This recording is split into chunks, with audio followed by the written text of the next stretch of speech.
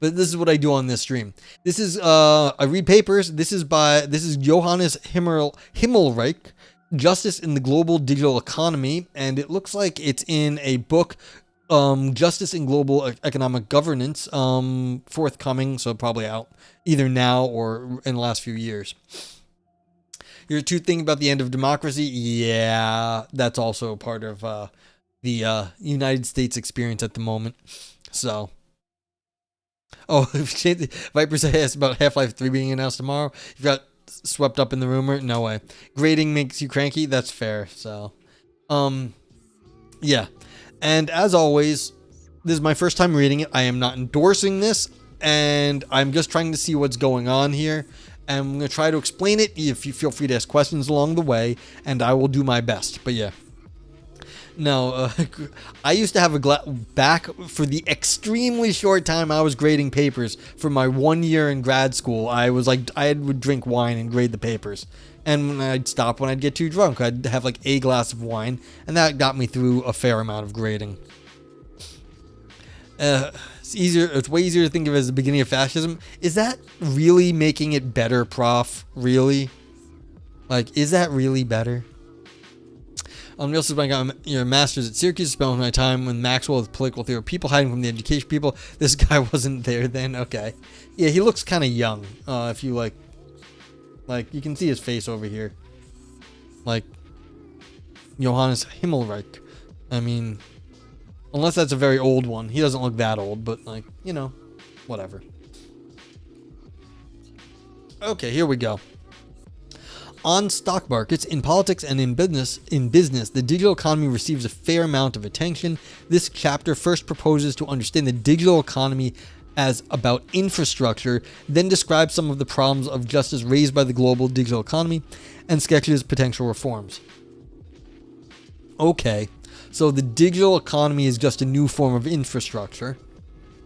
Fair. You're buying stuff online, which is different from buying it in the brick and mortar stores, or even from like mail order catalogs, which we of course had for a long time, but that was more, well, I don't know, like Sears put a lot of local stores out of Sears Roebuck catalog was the Amazon of its day. It put a lot of local stores out of business. Then the internet came around and put a lot of these big retailers out of business.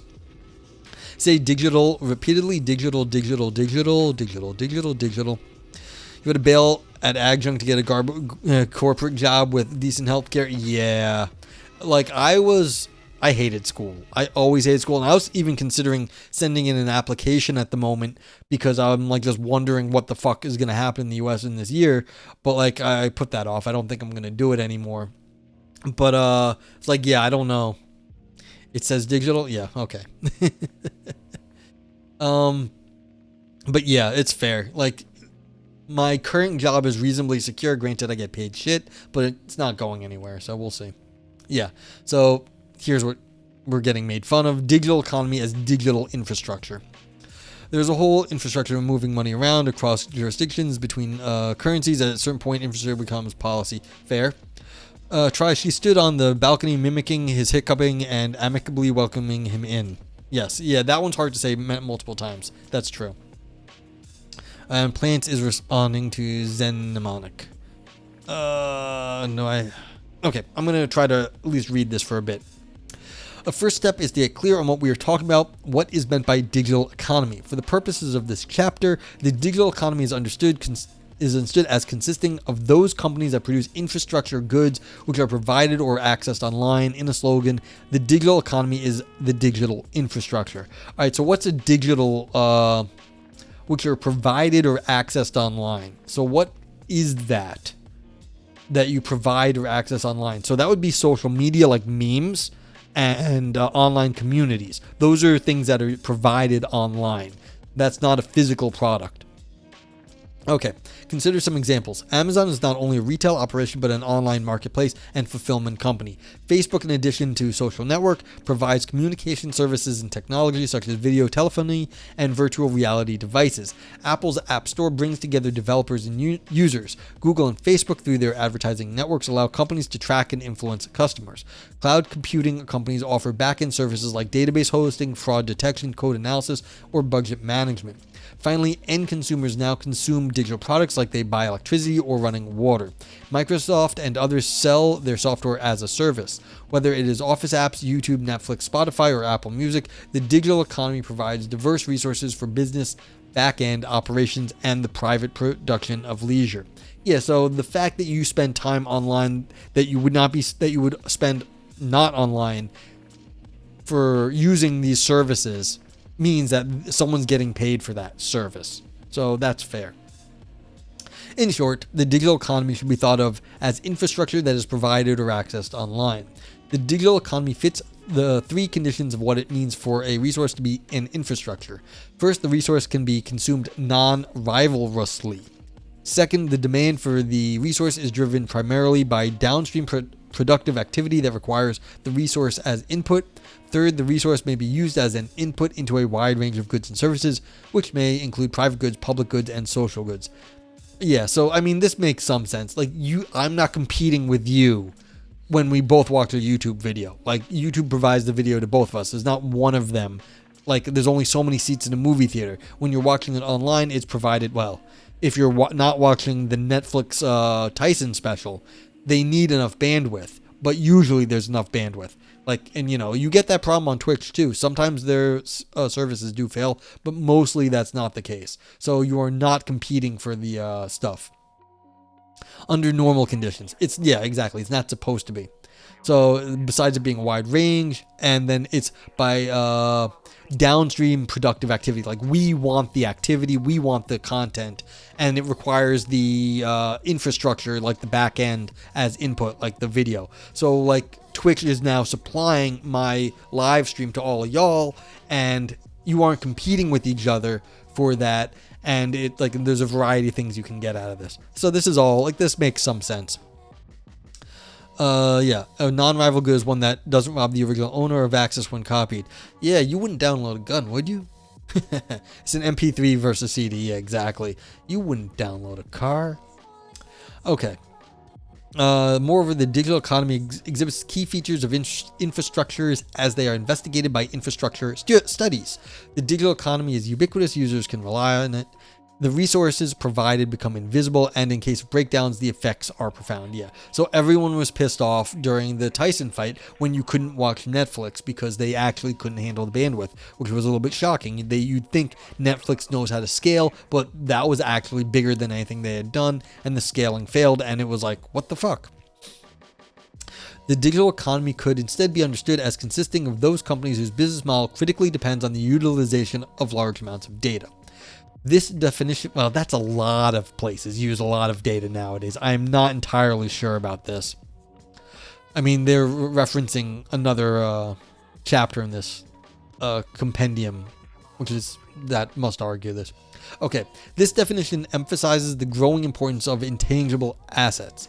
However, the assets of companies like Amazon, Google, Apple, or Facebook include crucial physical ones: data centers, networks of high bandwidth cable, specialized chips, and power generation facilities to meet their high demands for electricity. Yeah, so people were up in arms about Bitcoin using a lot of electricity, but really, how much are the rest of these companies using nowadays, especially with the AI stuff? Plant says it seems to be hinting at the idea that attention is a non-physical commodity and a currency that is rooted in the real world, or bodies and brains are objects after all. Yeah, I mean, that's a lot of it. The cringeworthy, I think I've heard everyone criticizing this term lately. Attention economy is, that's what it is. People are trying to control what people pay attention to, because the more control over what they're paying attention to, the more value they can extract out of you in terms of your buying habits, your political affiliations, etc. Yeah. Okay, so we've got bringing nuke plants online seems like a lot. Yeah, and it is happening. Someone just bought Google, I think, just bought a nuclear power plant. Yeah, and the data can be easily copied. That's right, K-Parse.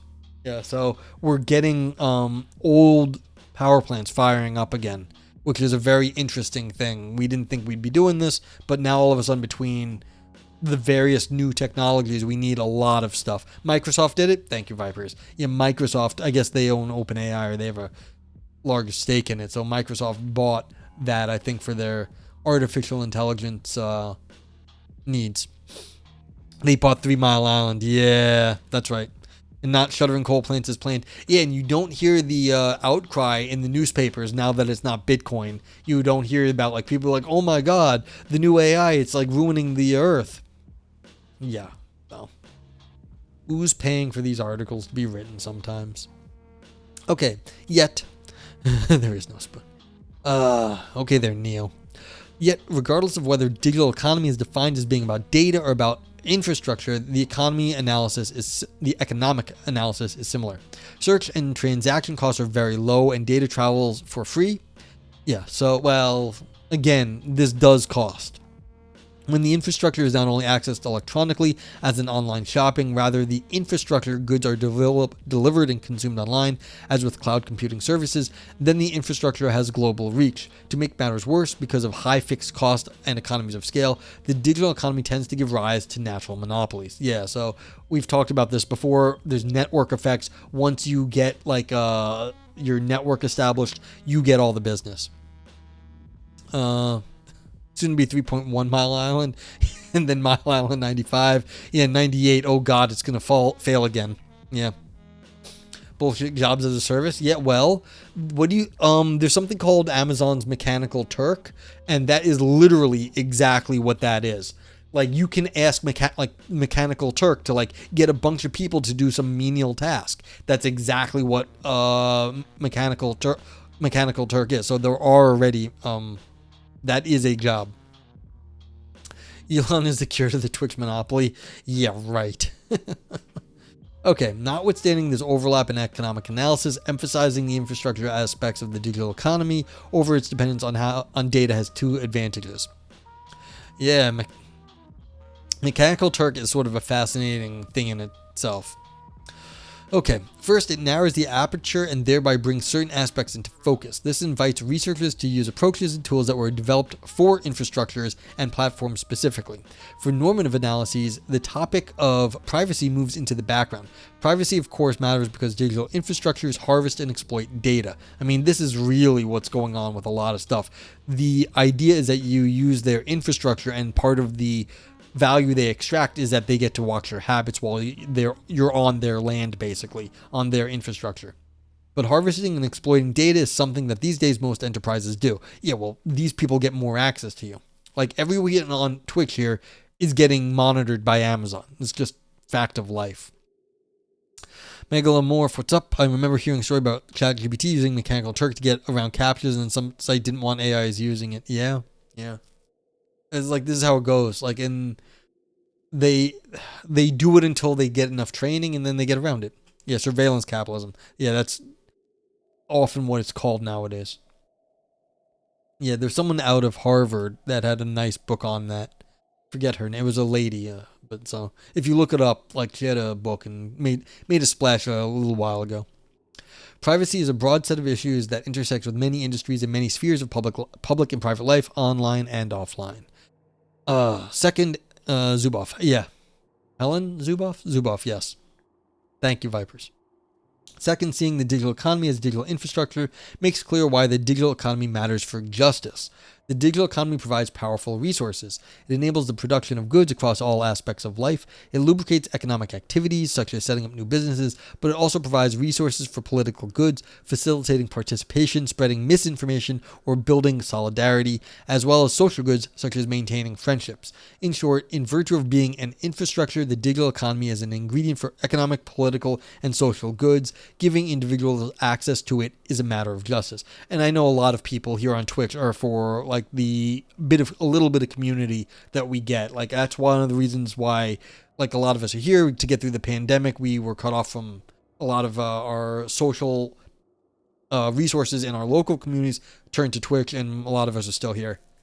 You want to read that book, but it's a big book. Yeah, there's a nice podcast. I have the file somewhere where she talks about it for an hour. It was Shoshana Zuboff. Thank you, Vipers.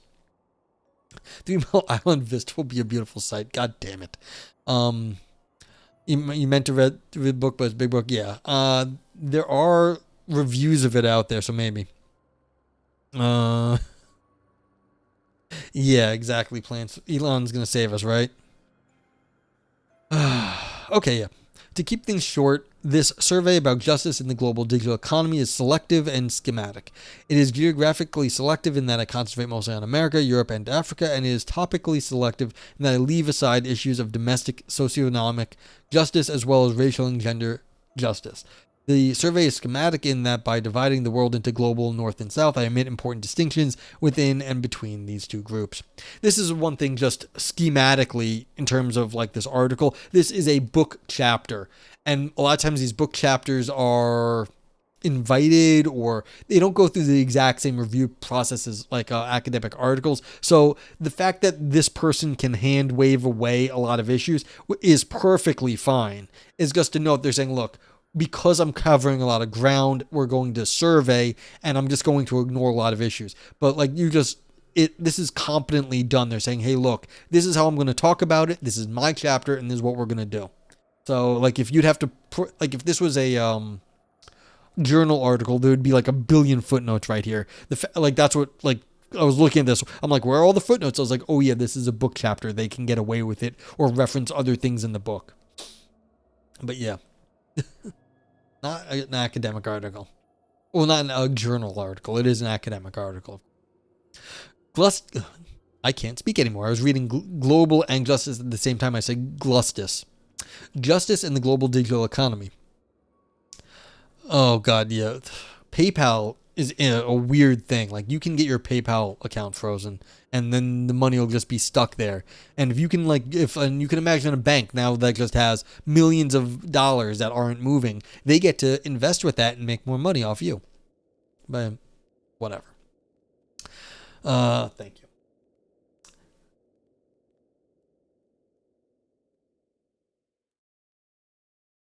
The global digital economy raises problems of justice on many fronts. We'll focus on three. On the front of socioeconomic justice, the digital economy increases global inequality. On the front of intergenerational justice, one generation may give up their data at the expense of the next. On the front of political justice, the global digital economy raises four potential problems. It 1. Abridges state power, 2. Degrades political relations, 3. Supports authoritarian politics, and 3. Exacerbates American global political power. Yeah, I mean, this is the cyberpunk stuff right here. Like, this is just like cyberpunk. Like, it turns corporations and moneyed people into political actors. So, like, yeah, this is just like the cyberpunk problem and like the corporatist problem. These problems are largely familiar, yeah. Some of them even come in familiar proportions. Global inequality is a long-standing and persistent problem, so is shifting burdens onto later generations. One thing is different, however. Issues in political justice that are familiar domestically, such as antitrust and corporate power, now scale up to global proportions. The global digital economy thus opens a new chapter of colonialism. Yeah, this is what I meant, the corporatism is exactly what's going on.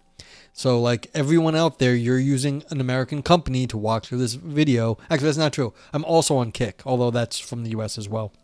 But Amazon is now up in your business, like, if you are in a non-US company through the internet. Already earlier chapters of colonialism told a story of economic interest and corporate power mixing. Resembling such earlier chapters, both Chinese and U.S. multinational companies today are seen as colonial powers in the global south because of their control of the digital infrastructure. One difference, of course, concerns the resource that the economic enterprises extract. The dominance is based not in the acquisition of territory, but in power over data. Yeah, so all your data is now controlled by a U.S. company. And you get paid in US dollars, which you now have to convert, and you have to pay the conversion fees on if you are on Twitch, because that's just how it is. So, like, another streamer I watched, the Daniel Matt, the US dollar is weaker than the Swiss franc, so he has to make more money to get by than other people, like, even in the US, because he lives in a more expensive place. Just looked. This guy's an impressive academic pedigree. PhD from the London School of Economics, but also works for Apple as a hired ethicist, which sounds a bit like hiring certain other professionals. Yeah. So I don't know, like, what his. Yeah, I mean, maybe he's got a conflict of interest on Real Brian. That's interesting, but who knows? Yeah. Yet the bigger picture that emerges from the injustices described below, especially the political ones, may still be this: colonialism, at least recognized by its mark of denying members of a political association equal and reciprocal terms of cooperation, is back. Yeah, so y'all got to deal with our U.S. companies and our U.S. laws and our U.S. bullshit because of the internet. Sorry. Global monopolies, global inequality. Socioeconomically, the digital economy leads to an unjust distribution. The monopolies of the digital economy will reside in the global north, which consequently will, on average, likely see greater income, greater welfare, and better access to resources and opportunities. This is a matter of distributive justice. To start with, this is a matter of equality, or rather lack thereof. Even if philosophers disagree about the equality of what, income, welfare, resources, opportunity, equality, at least within some measure, is widely taken to be one component of justice. But moreover, this global disparity could also be a matter of sufficiency. The issue would then not be not that some have too much, but that others do not have enough. Insofar as the digital economy is a basic good, individuals have a strong claims to get enough of it. Yeah, I mean, that's what I was saying actually quite a bit earlier in the stream, is that around here in New York, we have good, like, you have access to good internet. That's not the case for everywhere. Even in the US, like if you go into away from major metropolitan areas, some people do not have high speed internet, and so they can't be watching as much Twitch as they might like to be. And that's, then they can't participate in the economy as they want to. But yeah. Of course, inequality is not always unjust. In fact, there can be justice-based reasons for inequality, and equality is not the only value that matters. But distributive justice is still of paramount importance in the digital economy. The relevant things to look at: the distribuenda. Oh my god, really? Distribuenda? Like, seriously, dude? Alright, so this is the Latinization of the things distributed. The distribuenda may not be income or opportunities, but instead standing, whether individuals relate to each other as equals, or power, whether one can impose their will on another. Yeah, so if like you could be online, that gives you a standing to be an online participant. Like, did you get your Twitch recap this year? That is a kind of standing that you participated on this. So yeah. Even if everyone had sufficient access to the digital economy, the way in which this access is provided might be unjust. Equality can be provided in a way that is demeaning, and power asks not only what you have and how you got it, but whether somebody could take it away. Yeah, like I said before, I've been suspended from both Twitch and YouTube for basically some bullshit reasons, in my opinion, but it can be taken away from me, and it can be taken away from you, depending where you are, even easier. Power over infrastructure might be the harder problem than access to them. Because the digital economy is a business and because the global south is a market, there is a buck to be made. Thus, given the existing economic regimes, the global south will get access to the digital infrastructure and pay for it. Those who own the digital economy will have power over those who merely get to use it. This is one of the interesting things about Twitch, is that Twitch does not operate in South Korea the way it used to.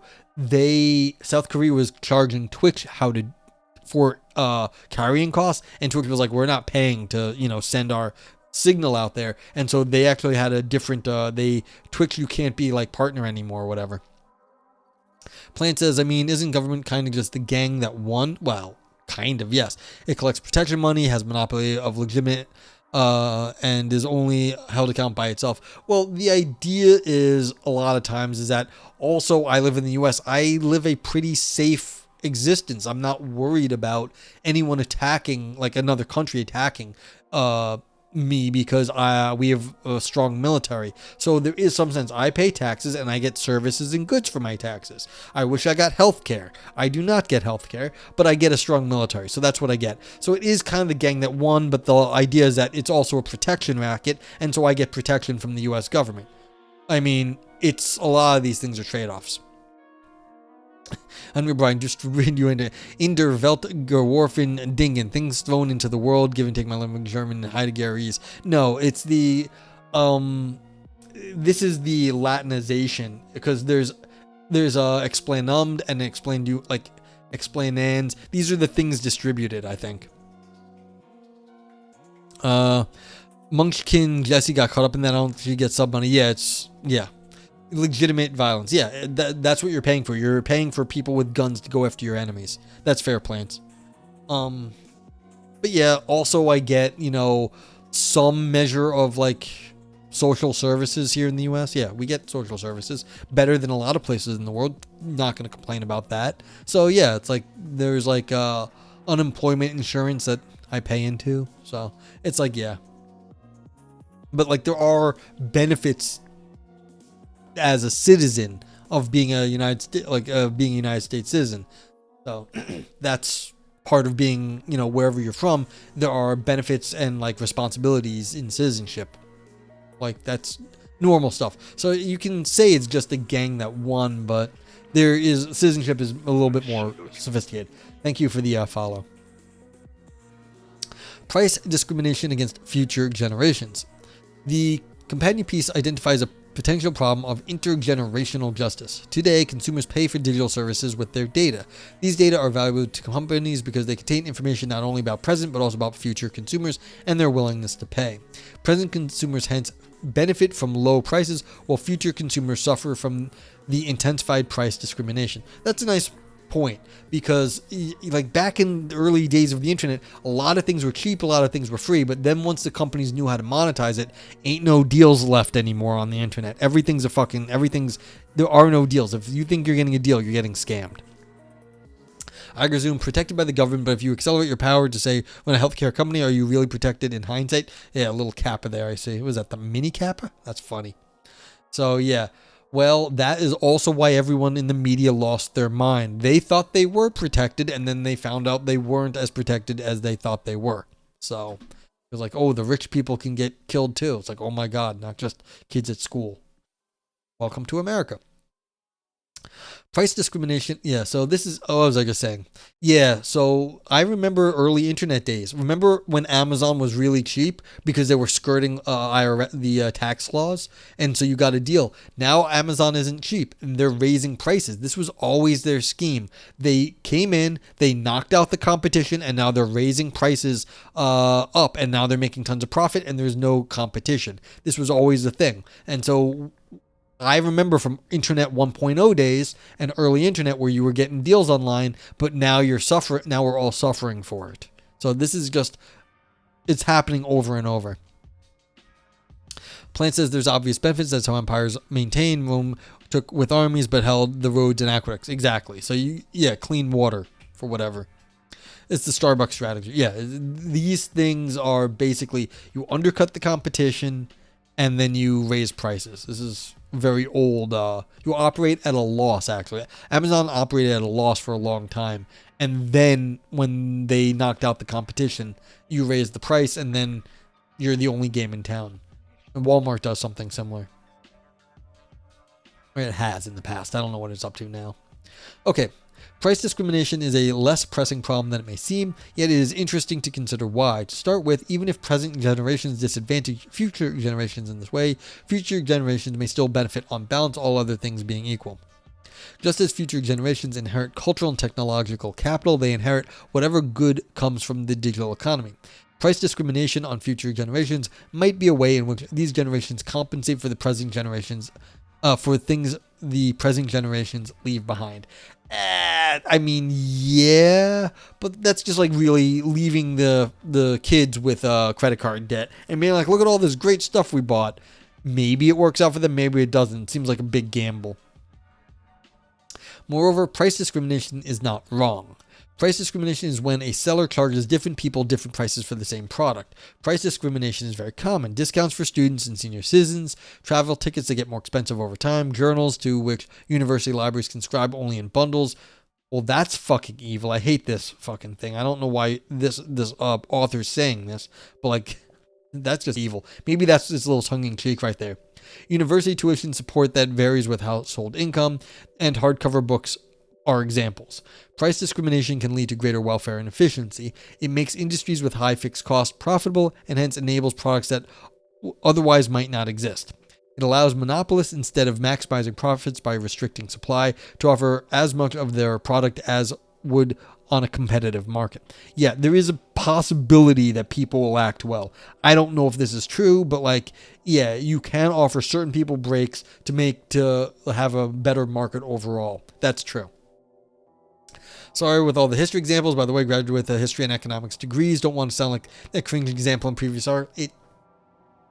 This is like a giant nerd chat, like turbo nerds, all right? We are the turbo nerds, the turbinoclards of Twitch. Like, these are all my friends. We've got I'm like, these are all my like philosophy friends. Like, we've got a bunch of people with like PhDs, masters, like in like history, anthropology, stuff like that. So yeah, what's up, Adam? How you doing? So don't worry about like history examples. You can be as cringe as you want, at least in terms of economics here. Like, if you, we had at least 3 people with prof as their prefix of their Twitch name. Yeah, we're talking about corruption and human vice always, Adam. We are talking about justice in the global digital economy. Basically, what's going on with like digital marketplaces and infrastructure, like social, like things that are digital products, like, you know, online communities like Twitch, like you're watching ads if you're here. So this is a online good because you're just being here, you're not getting anything physical, but you're still watching ads. So like these sorts of things where there's infrastructure and digital goods like memes or whatever. So you're the only one here without a degree, or like 2,000 degree. Don't worry about that. We also have people that are very smart that don't have degrees. Like, it doesn't matter. Yeah, like it does not matter. And you pay for Twitch Turbo, exactly. The crooked timber of humanity. It doesn't matter. Doesn't matter. This is Twitch. It doesn't fucking matter. And no one can tell. Like, that's the other part. That's one of the nice things online. No one can tell what your degree is here.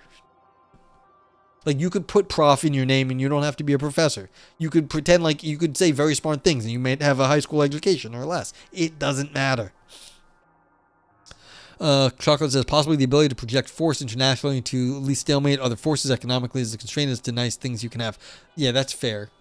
What do you mean project force? Is that like economic force, military force? But yes. We also have dumb people who don't have degrees. And that's okay too. We love you just the same. Just as Trump says, I love my smart people, I love my dumb people. I love all of you. Especially my lurkers. You're the best. So yeah.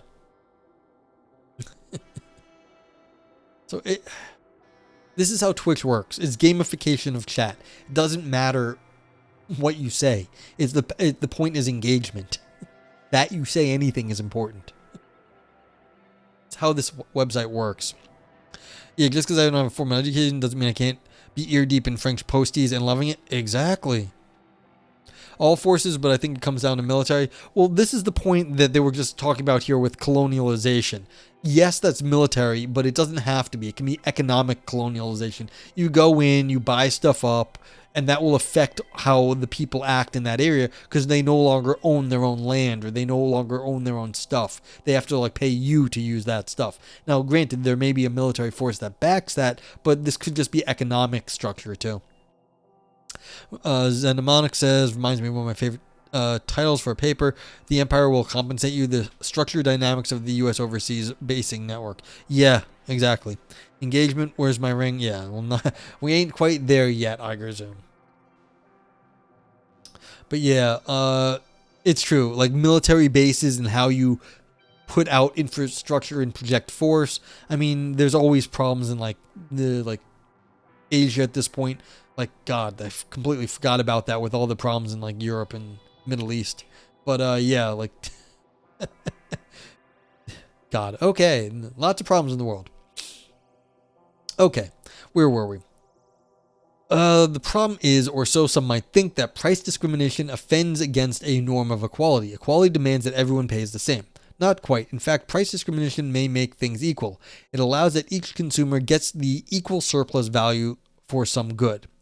The fact that someone gets more welfare out of a product out of a product and can afford to pay more is a reason that they should pay more. By the same principle, global pharmaceutical companies charge higher prices in rich countries and thereby, in addition to making significant profit, fund the development of new medication. And this is how they justify their high prices here, is that they say they do all the work to make all the new drugs that save people's lives. This seems a little suspect once you look at the industry, but that's what they say. We need to charge money to make profit so that we can make new drugs. And like, this is sometimes the case. Like, yeah. But yeah, it just, in light of the recent news, it doesn't seem like this is the case. Unreal says 3-hour overnight coups were the cool thing in the news before y'all Manhattan went drama queen. Yeah, seriously? Like, seriously? Like, there's been so much news in the last month. Yeah, it's December 11th. Trump got elected, what, a month ago? A month and a week ago? 5 weeks ago? Shit's been cray-cray. In short, price discrimination is perhaps not as severe a problem of justice as it may initially seem. I don't know if that's true, but like, this was a lot of like, I mean, I just want to say like corporate dick and like government like dick sucking right here, but whatever.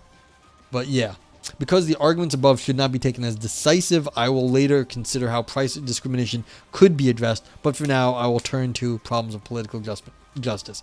Yeah. The crazy jumping the gun like crazy. Yeah. Okay. It's absolutely mental, in other words, going as expected. Yeah. I always realize, like, this, even when I was young, like, when I'm the sane person in the room, that means the world has gone nuts, and that's weird. I should never be the sane person in the room.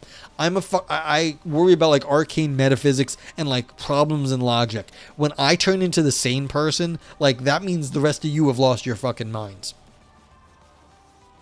Plant says might makes right, and the possession is 90% of the law sort of way. It's not enough to maintain control. Collaborators with incentives in the occupying forces continue hegemony is the key. Yeah, so you have to, yeah, like, it's complicated, but still, it's, some people got all the power. Mnemonic says, more honest way to put it might be, we need to charge an arm and a leg so that we can outbid our competitors for patent rights. Yeah, like, I don't, like, this just doesn't seem, seems very whitewashing of some scummy practices that we have in corporations at the moment. But like, these are the excuses that they give, and some of them are legitimate at times, which is fair. Okay, abridgment of state power. At the beginning of the SARS-CoV-2 pandemic, so COVID-19, Apple and Google developed low-level software that could have been used for contact tracing, with the companies allowed to use the software only for exposure notifications. The companies legally barred public health authorities from using the gathered information to identify individuals in a chain of transmissions. In this way, the companies took an important public health policy option off the table. Yeah, so they you could always track where COVID-19 was by the Google searches, because people would start Googling symptoms before it showed up in the medical records, because they'd just start getting them. People would start Googling the symptoms, so Google knew about this. Viper says, someone pointed out this was an Olympic year in 1 week after the games we already forgotten about, which says everything about 2024. Yeah, this is an Olympic year. It was. Ha! That's funny. Forgot about that. Yeah, because didn't, like wars and shit. Latvian says, or take those practices as the given that needs to be explained away and not interrogating whether we should take practices as regular standard operations. Yeah, exactly. The government won't listen, so we're left to preach to the choir. But you can do organization, as our buddy Shane always says. Look, you can vote in your local elections. That does have a big effect in your local area. So it's not entirely true that the government will listen. Maybe the U.S. government at the high levels, they don't give a fuck. But you can always still affect your local area. Like, you don't want to say that you, at least not in the U.S., you can do stuff here in the U.S. I don't know how it is other places, but like, a lot of times you can do stuff here. Okay. This illustrates a general problem. Companies in the digital economy have power over states. Yeah, this is cyberpunk corporatism. The companies control how their infrastructure is used, in this case, phone operating systems. In addition to such direct control, when digital infrastructure is critical, digital companies wield significant indirect bargaining power. Companies can threaten to restrict infrastructure access and thereby influence policy options that are not under their direct control. Yeah, so if you could start tracking people's phones who are Googling symptoms of COVID-19, then you can track potential vectors for the disease. Think globally, act locally. If you can. If you can. I do love being able to buy whiskey. Good old Scotch, Irish whiskey. It makes me happy, at least. A little global benefits. This is an example of how state power is suffocated by corporate power. To put corporate power in perspective, one can think of it either as a matter of market concentration or of size. Market concentration is measured by the Herfindahl-Hirschman Index, HHI, and has been rising in the public cloud computing market. Concentration is nearing the U.S. Department of Justice's highest category. I don't understand any of what I just said. I, for one, love using spray paint, tagging, and stickers as a way to be politically provocative. Interesting, Latvian Jesus. Yeah, that always, people, there was the pictures going around today of people posting images of healthcare CEOs on, wanted posters in New York City of, healthcare CEOs, almost saying, hit lists, which I am not endorsing, but people were posting that in New York. So it's all right. There is still stuff that can be done just with posters. Chocolate says CHIPS Act to encourage semiconductor fabs to be in the U.S. may be defensive infrastructure. No, it definitely is, because the U.S. is very afraid of China getting control of all that stuff. Let's see. What do we have here? Vipers?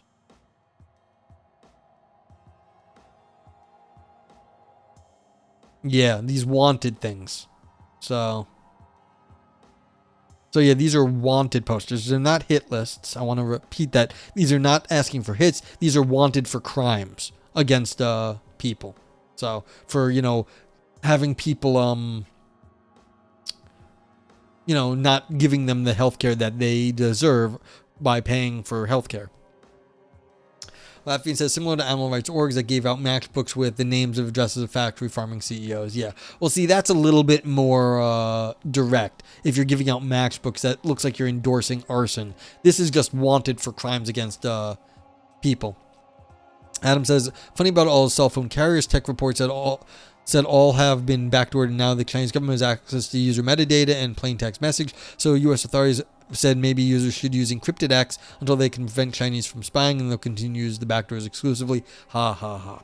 Yeah, I mean, yes. This is all just, you shouldn't be doing anything on your cell phone that you really would be very afraid of the U.S. or Chinese governments looking at. This is just kind of the way it is. Military drones need chips. Whoever controls the chips controls the spice. Yes, and the spice must flow. Okay, going by size, the market valuation, digital economy companies are the largest companies in the world. As of early 2021, Microsoft is valued at $1.76 trillion, followed by Amazon at $1.59 trillion, followed by Alphabet, that's Google, at $1.41 trillion. In terms of revenue, they dwarf states, and Apple's annual revenue for 2020 approached $300 billion. Amazon's was over $380 billion. For comparison, the median annual GDP of Afghanistan's around $19 billion. That's unfair.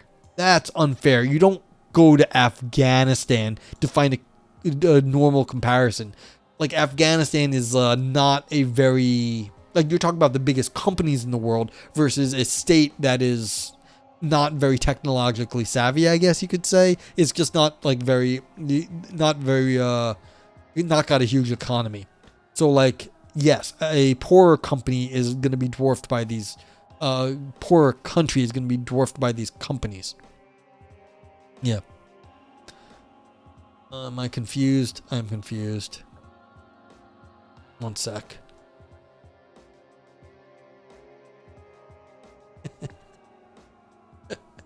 Okay. If you want to steal my data, you got to be a US-based corporation. Thank you, Vipers. If you actually matter, there's good is no way to escape surveillance. Oh, if you think it actually matters, if they think you're actually a threat, you won't even realize how much you're being tracked. Yes. I mean, but again, you can't be surprised about this at this point. Yeah, so they weren't much to begin with, and they're being wrecked. Plant says, here's the interesting question. Isn't corporatism just the way it's always been? No, I don't know if it has been. The government is just kind of a company that sells you security and shows you how dangerous the world is if you don't play them by kidnapping you, tossing you into a cement iron room, or just shooting you as if you put up a fight. I don't think, it's like our contemporary corporatism is different than monarchies of the past. You want to talk about the monarchy as like a firm? Maybe, but this seems more like a 20th century thing. I might be wrong about that economics. Like, smarter people in that area would have to tell me what is different between current governments and corporations versus in the past. Okay, of course, size and power are not as such morally problematic, but when companies are powerful enough to escape or profoundly limit the jurisdiction and governance of states, the company yield their power illegitimately and without proper authority. Regardless of what they decide and why, companies are just not the right agents to make policy decisions. They lack authority, and they do not do so in the right way. They act illegitimately. And because power consists in possibility, this problem of political justice persists, even if companies do not actually influence policy making. Yeah, this is just a cyberpunk future where the corporations control all the stuff, and so the governments don't have access to the stuff, and so they are limited. Laughing says, I operate under the assumption that there is no privacy, so say as much absurd shit to keep people on their toes. Yeah. Does Thomas Hobbes' Leviathan still have relevance? Well, Hobbes is still studied, so I'm not a political person, but I think it is still given due credit in those areas, Adam, but I am not an authority on such things. But like the fact that we know who Hobbes is and the Leviathan, I think it's still taken somewhat seriously. I reference to the firm if I indeed knew I was making it. I have no idea. Just stuff. Okay, and Latvian says, still heavily influenced in poli-sci. Thank you for the insight, Latvian. Yeah, I knew I was referencing something there, Vipers. Do I know what? Not always. This abridgment of state power is particularly acute on the global scale. Power likely correlates with existing advantages. Those states are already victims of injustice may come to live under the shadow of the digital economy. Okay. Degrading... Yeah, we're getting through this, actually. It's not so hard to read. Nice. Okay. Degradation of economic opportunities and political relations. Oh, the firm... Yes. You want to know why? The firm is the informal term for the British royal family, the umbrella term for all royal operations. Yes, it was a reference to that because the King's Speech. They used that term in the King's Speech, and that's what I was referencing. And the King's Speech is, of course, about the British royal family. That's the king. Haha. Global corporate power has effects for economies domestically. For one, corporate power can degrade economic opportunities by stifling competition and innovation. Large companies in the digital economy have gatekeeper power. This is a good point. If you can't access Amazon, if you can't access Google, then you're going to be in trouble. Like, you will not have the same access other people do.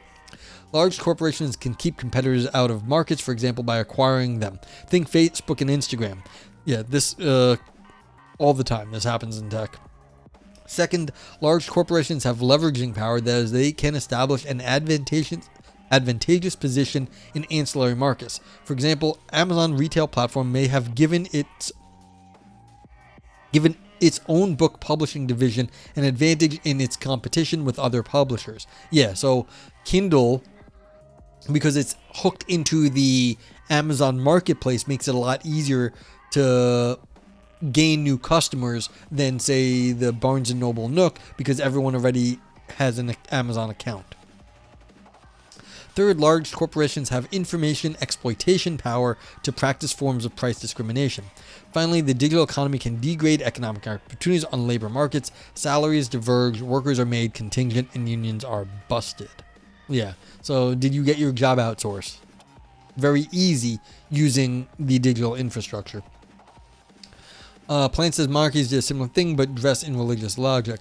The divine right of kings meant you had to give your king your stuff, otherwise you're directly working against figurehead God put in place as part of his plan. The result is the same as today. Well, yes, but is the result exactly the same? No. I mean, similar results where the people in power get all the stuff. Again, like, I don't want to say like is all of human history the exact same it has been today. I think that's unfair. Now, there may have been parallels over time, but I don't think our economy now with the digital economy we have is exactly the same as before, like the printing press. Latvian says Amazon is literally a bigger economic body, more politically powerful than the entire Baltics combined. Yeah. Viper says on smaller scale, the reason poor people buy stuff like designer clothing and accessories, which right-wing papers love to criticize, is about acceptance and inclusion. You have to fake it till you make it up and move in the world. Yeah, I mean, the fact that like people want to have some nice stuff for them, it's like, why are we criticizing people want to have some nice stuff? Like, I find it ridiculous. But yeah, it's also fitting in. I was talking to someone, I forget who, but like they were saying people would be buying these fancy cars. Oh, I was talking to a guy at work. He was saying there's people who get caught up in like bad interest rates and loans when they buy fancy cars. And he was like watching some YouTuber about this who was trying to help the people. And then you say, why did you do this? He said, well, they wanted the fancy car to fit in. They wanted to feel like they had like something nice. And then they were paying way too much interest. And it was crappy, but like he was trying to help them out. The architecture seems similar. Yes, but like again, that's force. Like the fact that you die. I mean, yeah, that they attack you, sure. But then is that a corporation back in the day? It just doesn't. I'm sorry, maybe I'm not getting it, but like it's hard for me to see like the medieval sort of like system as corporations. It's a different structure. And like, so yeah, there's going to be parallels and forces applied to people who can't pay up. But like, it seems like that's not the corporatism we have now. A different favor of the same scam. Well, that's fair. It's all like, you know, people in power just trying to stay in power. Okay. Where were we? Okay. Secondly, the power of the digital economy moreover negatively affects the political relations. I mean, plants in leather pants. I mean, you could be talking about capitalism, talking about feudalism, all that stuff, but that is sort of like longer term thing. What do I consider a corporation? Well, I mean, I would take the modern definition. The problem is that's only defined in terms of like what we have now. If you want to talk about feudalism, there were no corporations in feudalism. Like they just didn't exist because it couldn't be done hundreds of years ago. So it's like a corporation in the United States is like it has a board of directors. It has like certain rules it has to follow. So like that's what a corporation in my mind is defined as. If you're just talking about like a group of people with power, sure, but that's a very, very weak definition. So yeah, that's what I'm saying, Latvian. Like I agree. They didn't exist in the sense we mean the word now. If you mean it in some other sense, plants, then sure, but like specify that. I mean, if you're just saying they draw and quarter you, it's like, well, yeah, people in power always wielded the power. Okay, so secondly, the power of the digital economy, moreover, negatively affects political relations. This starts at work. Labor relations are political relations because they transfer authority over important aspects of an individual's life. Because the workplace is rife with oppression, these relations are already defective. As the political power of employers increase, not only through institutions, but also through technology such as workplace surveillance, these relations are bound to degrade further. Corporate power, moreover, degrades political equality between citizens also outside of the workplace. Large corporations influence legislative, regulatory, or judicative processes and outcomes. Latvian says, but Foucault's whole shtick is that power has always been present and is changing form based on the circumstances required. I mean, if you do a power analysis, then yeah, sure. So then if that's the thread you're holding steady throughout history, maybe there's other ways of, there are other ways of looking at history. I mean, go look at Hegel or whatever. But yes, like, again, you can focus on this sort of thing. And as far as I know, Foucault's history is shit. So it's like you can look at it, but it's more philosophical than historical. Foucault is a present, yeah. Okay. With the digital economy, this old story of regulatory capture is now told anew. Finally, large corporations can escape the ordinary mechanisms of political accountability. Okay. Yeah, fair plan. It's just like, in some sense, to have a discussion, you have to agree on what you're talking about. That's it. It's like you just got to get clear on terms. Okay, to return to a global outlook, corporate power can degrade political relations between countries. History offers drastic lessons. The East India Company managed to extend its initially time-limited monopoly from 15 to more than 200 years. During this time, it established itself as a de facto ruler of Bengal, contributed to a famine that killed more than 10 million people, and helped incite the so-called Opium Wars. Many of the circumstances driving this winner-take-all markets and economies of scale are the same today. Notably, the rise in widespread corporate power seems to coincide with democratic backsliding, support for authoritarianism, and even fascism. Unreal says, Elizabeth Anderson's Private Government is a good place to start with the idea, which I'm surprised the political philosophers didn't address before here, that corporations have government-level power over people. Here she focuses on employees. Yeah, well, I was saying earlier, I think like this has not got a ton of references in this. Like it's just the way they're referencing here is not. It's like academically fine. They're just not being like over, like most people are just like massively overdoing references, and they haven't done that. So it's like there's definitely more that could be said about all of this stuff. This is a survey, and they're just kind of going through it. When the digital economy is placed before this backdrop of colonialism, two problems of political justice on a global scale stand out. How the digital economy supports authoritarian politics and subsequently exacerbates American global political power. Yeah, so you all have to deal with our bullshit. Like, it's just the case, the way it is. Yeah. Yeah, so if we know that you can pay, then we'll make you pay. It's just how it goes. Support of authoritarian politics. The digital economy can be a force for democracy. Can it? The East India Company is an prime example of how I was approaching the definition. Okay. Yeah, I mean, that makes sense because they were a company, but they basically ruled part of the world. So, yeah. Social media lubricated civil society movements in the Philippines in 2001, Ukraine in 2004, and Lebanon in 2005. In Tunisia, you see, this is really old shit at this point. Like these examples is not in Tunisia, Egypt, and others in the Arab Spring, as well as a Gezi Park and Occupy protests around 2010, 2011. Yeah, this is all over a decade ago now. This ain't the way the internet's looking today. However, the digital economy can also be a force in the opposite direction and support authoritarianism. One example for this is Facebook's role in Myanmar's humanitarian crisis in 2018. For many of Myanmar's 18 million internet users, Facebook is indistinguishable from the internet. Facebook hence was the ground on which the Myanmar military rolled out an AstroTurf ultra-nationalist Buddhist movement that spread misinformation and vilified the Muslim Rohingya minority in Rakhine State. Has led to a textbook example of ethnic cleansing, according to a UN report. In the eyes of one member of a civil society group, Facebook had a responsibility to take proper action to avoid becoming an instigator of genocide. Facebook acknowledged it had been slow to act. Unreal said it kind of happened that power saw the Arab Spring and were like, let's make sure that doesn't happen again. When was this paper written? I'm not sure. This came out.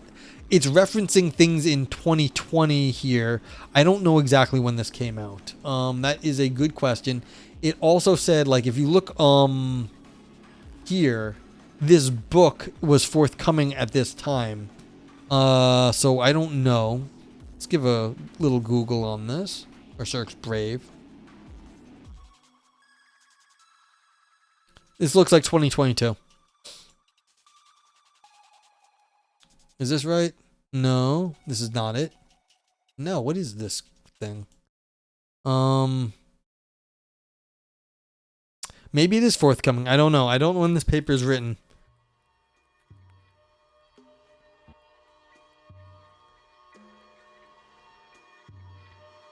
No, I don't know. So I don't know off the top of my head. We could look it up later, of course, when it is forthcoming. But that also doesn't mean the paper was written at this time either. So yeah, I just don't know. This paper totally needs reference to the internet. Yes, exactly. So at least after 2020, yeah, I'm just looking at like 2020 right here. There may have been other stuff, but yeah. But I can imagine if this was written in, say, late 2020, that they haven't seen all the nasty shit in the last few years. Oh, yeah. It kind of, yeah. Okay, where were we? Whereas Facebook's involvement here may have been unintentional, elsewhere the company seemed to cooperate deliberately. In Vietnam, Facebook agreed to restrict access to dissident political content deemed illegal in exchange for a government ending its practice of disrupting Facebook's local service, which had slowed the platform to a crawl. Likewise, in India, where Facebook has more users, 280 million, than any other country, including the US at 190 million, Facebook may have engaged in a broad pattern of favoritism toward Mr. Modi's Bharatiya Janata Party and Hindu hardliners. Even as members of Modi's parties called for Rohingya Muslim immigrants from Myanmar to be shot, threatened to raise mosques, thereby violating Facebook's own policy. Facebook executive reportedly admonished employees that punishing violations by politicians from Modi's parties would damage the company's business prospects in the company. Yeah.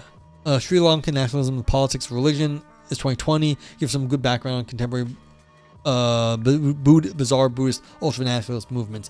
Yeah, I don't know anywhere near enough about like these sorts of things, so I don't even. Well, yeah, good job, Zenmonic. You know, where am I? On page 10 of 17. Let's go look real fast at years on this. Yeah, I'm not seeing anything. Oh, here's a 2022. But it's only one 2022 reference. And so here's another 2022. Yeah, so at least in 2022, some of this stuff was written or referenced. But maybe that was like the last of the stuff. So I don't know. Apple has been obsequious to the Chinese government, which Tim Apple has earned deserved scorn for. Yeah, yes, Unreal Brian. Yeah, Tim Apple. Thank you, Trump. There's been more and more stories about this where companies are companies are basically doing what the government wants in different countries to allow them to continue business there. So, yeah. Yeah. Okay. These cases, since they're anecdotal and evidence... See, look, this is weird. Anecdotal. What's anecdotal evidence? It's anecdotal, not anecdotical. That's weird, but okay. Do not show the problem's extent, but they suggest its magnitude. I don't know if you can read this, but anecdotal evidence. They illustrate how companies in the digital economy can prop up authoritarian politics, that social media are tilting dangerously towards illiberalism because they offer regimes means of surveillance and control, has been observed systematically in other contexts. Yeah, so there's nothing about Twitter turning into X at this point. And what goes for social media goes likewise for cloud servers. China, for example, requires foreign firms to submit source code, undergo security audits, and localize data and equipment. Even if these requirements help foster innovation in cybersecurity, fears about surveillance and authoritarian abuse loom large, especially since the Cybersecurity Association of China, which plays a central role in China's internet governance, is chaired by the father of the Great Firewall, China's censorship and surveillance system. Relating to anecdotes, I know what it means, but like, why would you say that when you could just say this is all anecdotal evidence? It's apparently a valid synonym of anecdotal. Yeah, but like, who uses it? It's weird. Yes, exactly, plants. But like, you have your lives to lose is the problem in this game. The structural problem in these cases is that the business interests of companies in the digital economy align with the interests of authoritarian regimes to stifle opposition and political competition to consolidate their power. The companies in these authoritarian interests support each other. Authoritarian powers enable companies to stay in business, and these companies help the regime stay in power. Oh, fun story. Also, Shabazz and Funk sound like a fun night out. They could be. I know what it is. Doesn't mean I have to like it exactly. It's mnemonic. I had an idea for like a project a while back, and I was telling a friend about it, and I never implemented this, but it still could work. Like it's just on the back burner. I haven't thought it's not worth doing. I still could do it in the future if I get time and effort. But I was telling a friend about it, and he goes, well, you're going after some big corporations. And I said, yeah, I mean, that's the whole point. And he says, well, what if they come after you? I said, well, if they come after me and like I try to like stop me, that means I won. That means I scared them into like, doing something. And that's good. He says, no. What if they have you killed? And I said, whoa, it's true. These were big enough corporations with enough money that would be on the table. And I was like, well, I guess that also means I won. Like if they have to have me killed, like that's bad. But like I kind of won. But like, I was talking to a friend. He was like, no, they'll have you killed. I was like, okay. It's like, yeah, so just like, yeah, like I said, that project is still on the back burner. I may yet get around to it. But yeah, like you can piss people off bad enough. It's not so expensive to have people killed. Like there are price lists you can find out there. And of course, I'm not suggesting you do it. I'm just saying there are people that you can pay to kill people. It happens. Winning on principle, the best kind of winning. Yeah, I don't really want to get killed over this stupid shit. Although the companies that I would be causing problems for do deserve to be brought down a peg.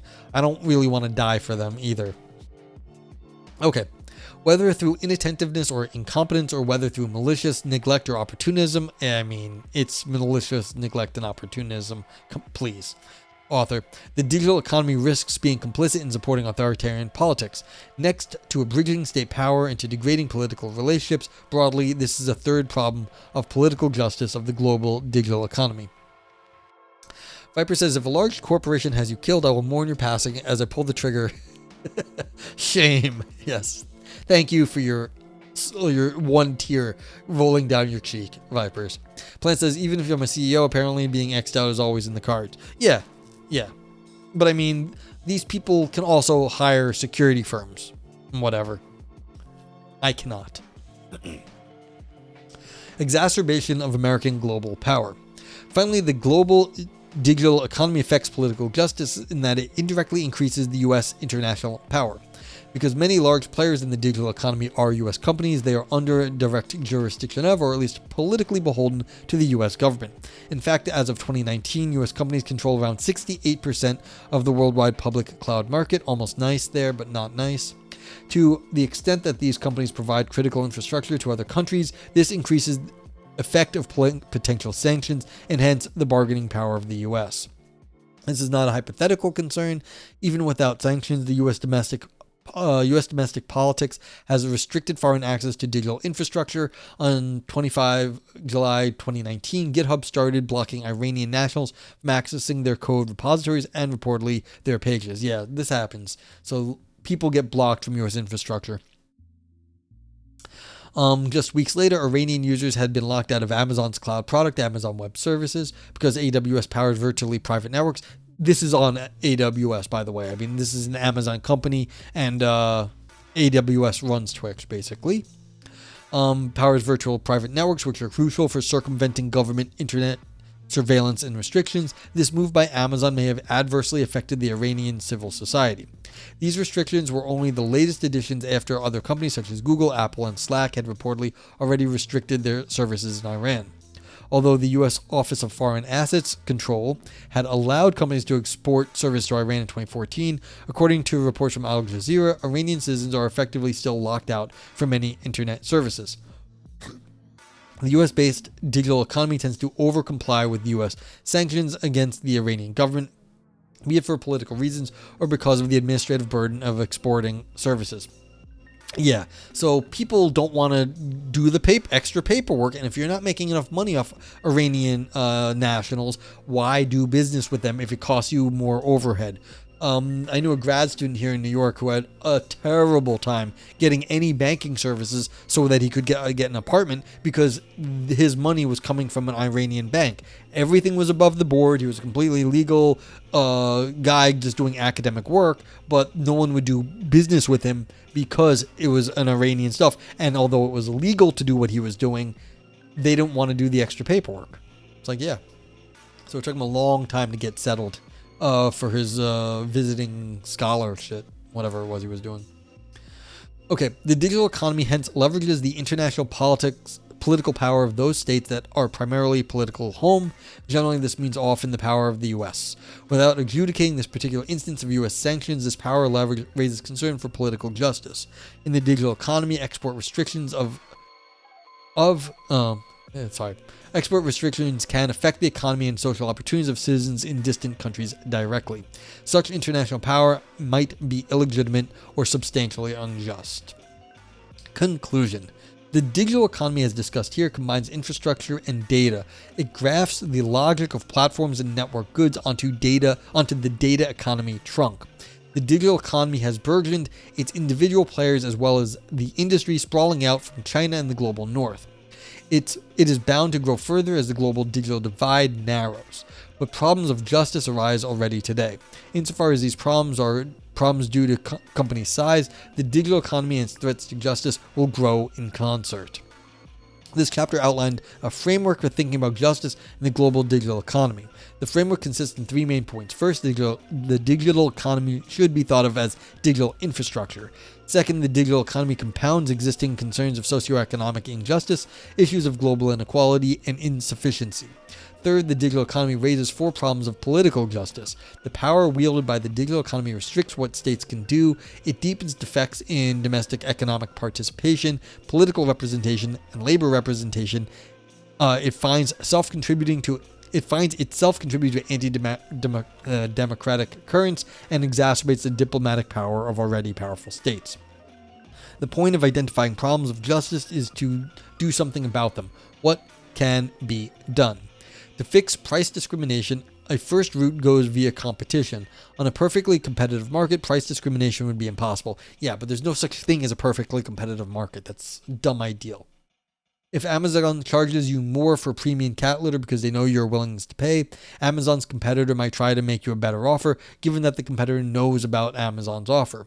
So price discrimination can be addressed by lowering search costs via transparency or via dissemination of the technology that predicts consumers' willingness to pay. So this is why people don't make their algorithms public, because they don't want you to know that they're taking advantage of you, because then other people might try to undercut them. But that's, this is what happens.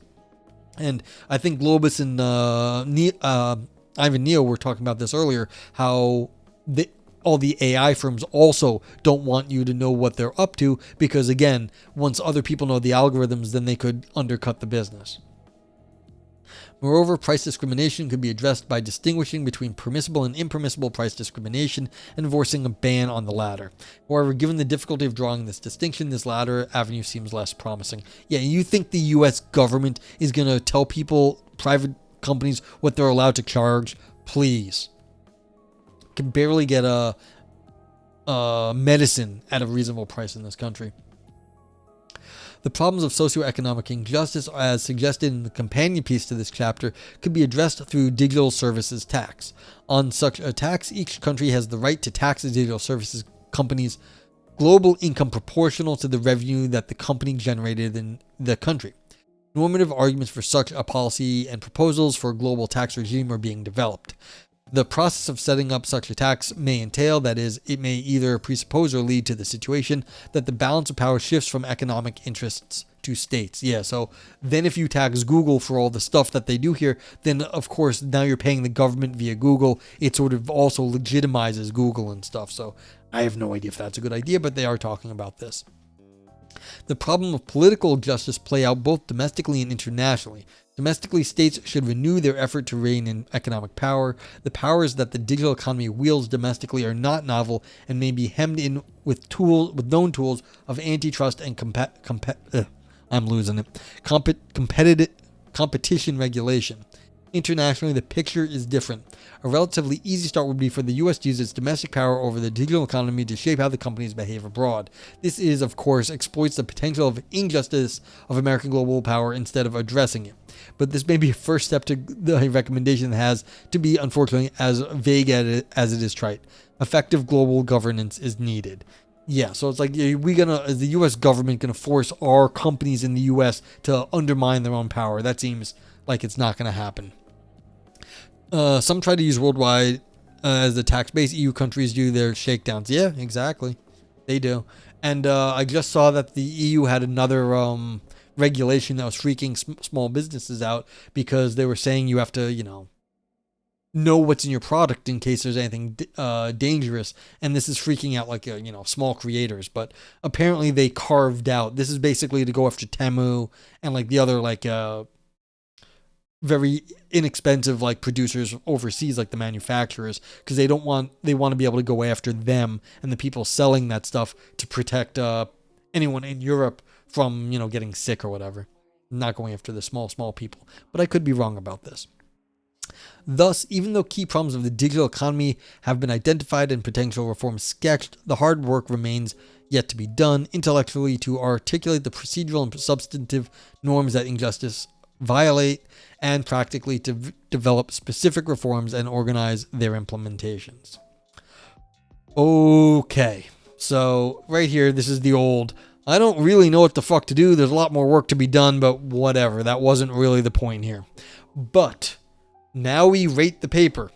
What did we think about this? If you thought this paper had fun ideas and made your brain dance, you give it a brain dance. And yes, spelling and capitalization matter here. If you thought it talked about existential or artistic drama, you give it a scream. I don't think there was too much existential drama here.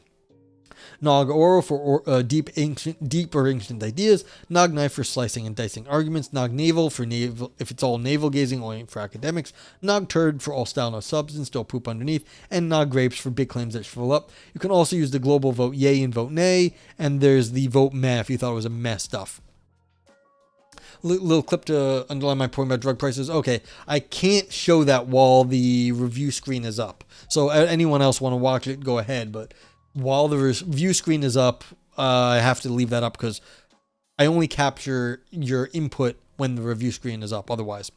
So, no, Brian, thank you. Gave it a medium level article. It was kind of an overview. I understand the meh, but a brain dance that had some fun ideas. Same with chocolate mints. Cool.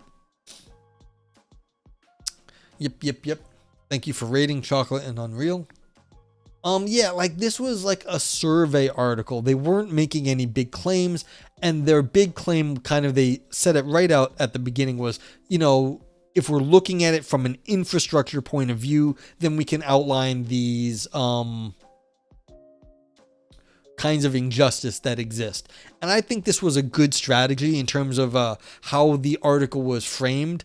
Once you do look at it in terms of infrastructure, they didn't argue that really infrastructure was they didn't do a lot of time arguing for the infrastructure perspective, but this is how they did it. Yes, it could have used a bit of proofreading. Again, a lot of times when these files are up online, this is the final proof. Not always though. But like, yeah, this isn't like you can't see. This isn't. Jovi, what is up? What were you up to? How you doing? If anyone doesn't know Joe Villig is my old friend from my Minesweeper days. Although I was also streaming philosophy back then too. What are you doing? How's the stream? What were you doing? That's not how to spell Joe Villig. But yeah, Joe Villig was my old friend from Minesweeper days. I've known Joe Villig. Oh my God, I've known you too damn long. Known you since like pre-times. Then you were college times, post-college times. Unretiring from Minesweeper, you went sub 50. Nice. Yeah. I was just saying earlier that I wanna in the next year I want to get back to developing my Minesweeper client more. So I am going I kind of want goals for the new year. So yeah. I don't think I'm ever gonna have the time to dedicate to getting good at Minesweeper again, but I want to put more time and effort into it. How you been though? I hope you're well. So yeah, we were just finishing up reading this academic paper. This is what hi everybody from Jovi's chat. I'm Noah, Noger, No Gray, whatever you want to call me, whatever. I used to be good at Minesweeper, really, and I also I made Minesweeper like a arcade so that you could have Minesweeper tournaments online. Zenamuk, thank you. Summaries goes seem to be Keynesian for this era. Yeah, that's fair. And what I do here is I read academic philosophy and discuss it. So I usually chat around, do a bunch of chat, we discuss stuff, and then I actually try to explain what's going on. So we were reading something about justice in the global digital economy. So, something that like is kind of relevant nowadays. What is justice when it comes to like Amazon, Google, and like Microsoft, things like that. So we got philosophical today, yeah. That's what we do, or maybe you guys did too. So, and then we also rate the paper. So I'm in my rating phase now. What do I think about this? Yeah, I mean, this is kind of a very, it's a meh, but it's not that bad. I thought it had some fun ideas. So I'll give it a meh and a brain dance. But I felt like, I don't know if I'd give it navel gazing. Was this really only for academics? It was trying to branch out, but yeah. Huge brain content. Oh man. One of the reasons I was doing this back in the pandemic is because I get exhausted from it. Like this fries my brain so bad, like so bad. But you know what? It was good during then, and now I've gotten really good at it. So I'm not as fried, but yeah. You're one to talk. You went to like fancy school. Do you ever do the math streams? I haven't seen you do a math stream. It's always like what's it called? Ace Attorney or whatever. Yeah. Yeah, you teetered between a yeah and a meh and decided to go with the yay because everyone else had gone meh. Fair. I mean, you can do both and it kind of averages out the score. Oh yeah, by the way, if you do like one of these green things, I have a numerical rating. It goes with it. The green stuff make the score up. The ones in red make it go down. The meh goes to the middle, and the yay, like the yay and meh, it goes with. Haha, called out. Maybe sometime in the end of the year. Yeah, okay. Oh, I was just on CJ's stream the other day too for her Q104 countdown of the classic stuff. So I was having like good old nostalgic Minesweeper times back then. But yeah, Unreal Brian, in my experience, it seems sort of typical for papers in what might be called applied political theory. Yeah, I agree. It doesn't seem like anything crazy was going on in this paper. That doesn't mean it was bad. Like, sometimes it's perfectly fine to not do a crazy, like, really interesting paper. You're just putting out, like, ideas in a good, accessible ways. Thank you for the follow. Thank you for the Go Billy Raid, Soupy. Yeah. Stuff. But yeah, like, you don't always have to put out the, like, most out there philosophy for it to be interesting. It can be just good. All right, so we'll give it another few seconds, and then we'll probably chat for a sec, but I might get out of here. I thank you for the raid, but, like I said, after hours of reading philosophy, brain go bye-bye. You were here the entire time? Yep. Oh, I'm sure. Yeah. Brain go bye-bye. That's how it is. That's how it is. But I thank you all for coming in. Thank you again for the raid. And like I was saying, I would never have made affiliate if it wasn't for basically Jovi and like Firestorm raiding into me back in the early parts of my streaming career. I was, talking philosophy to 0 to like 3 people mostly. And then I was getting raided from like Jovi and Firestorm and getting my numbers up. And I appreciated that way back when.